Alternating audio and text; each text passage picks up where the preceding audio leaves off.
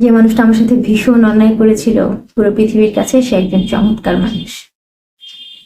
প্রথমে খুব অবাক হয়েছিলাম, পরে বুঝলাম মানুষ তার ভুল পাল্টে ফেলতে পারেনি নিশি।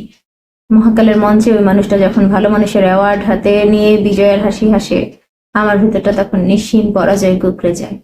আমি চিৎকার করে বলতে নেই, মানুষটা ভালো না। পৃথিবীর হাততালির শব্দে আমার চিৎকারটা স্তব্ধ হয়ে যায়। আমি জানলাম পৃথিবীটা একটা পপুলারিটি কন্টেস্ট। এখানে ভীষণ অন্যায় করেও হাততালি পাওয়া যায়, প্রচন্ড ভালো হয়েও নরকের খাতায় নাম লেখাতে হয়।